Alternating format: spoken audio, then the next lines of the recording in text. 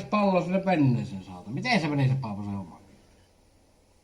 No siis mä olin tuossa Edenin rannassa, eli Nokialla Edenin rannassa ja kännipäissäni siellä sytytin sitten sitä, siis mä puunasin sitä venettä ja totta kai kännipäissäni koitin, niin siis mä oon ennenkin siis edellisenäkin vuonna käyttänyt niitä, millä tehdään ruokaa tämmöinen. Niin. No sinne kännipäissäni kaadoin sitä valopetrolia ja en mä tiedä menikö tästä nyt vähän silloin ohi. Noin.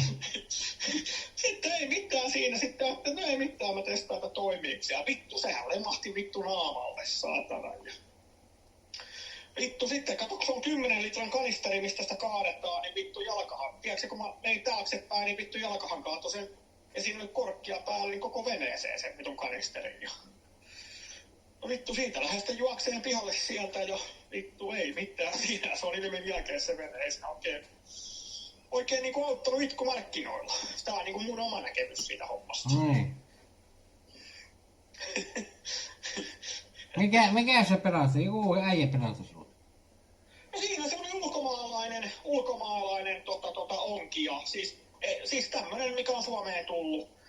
Puhuu huonosti suomea, se oli jossain siivoina jossain firmassa ja oli siinä takakannella ja sit se tuli äkkiä, että lähde Paavo, tai en mä muista mitä se on huutanut, mutta varmaan tiedätkö ottaa pois ja sit se antoi mulle kädet ja se on laivalaituri, kato missä me oltiin, niin se on aika korkea laituri. Niin se nosti mut sinne laiturille sitten ja siitä juostiin vähän matkan päähän ja sitten ottiin venettä, että se vittu sanoi 5 metrin liekeissä. Ja oli mäkin tietysti, jos sanotaan suoraan, näitä nyt ei tarvitse huudella. Eihän tää puhelu ole nauhoituksemme. Ei, tämä on liveissä. Niin. Liveissä. Onko? Oo. No, siinähän se oli 5 metrin liekeissä sitten. Niin. Onko tää oikeesti livessä? On. Oi paska. No eihän se vähän tummi. Ai, millä livellä tää on? Eikä, minä oon täällä kikissä. Kikissä? Onko siellä paljon porukkaa? No ei, siinä 1190. 1190. Okei. No etkö sä mitään sanonut, mitä ei edes pitänyt sanoa?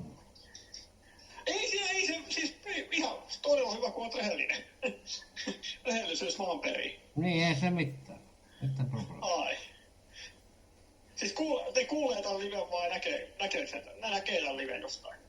Niin, kuuluu. Ne ainakin näkee ne minun oman, mutta sinut kuuluu. Okei. Sano se kaikille, että moro. Moro. Tuf. Kiva, kun soitit.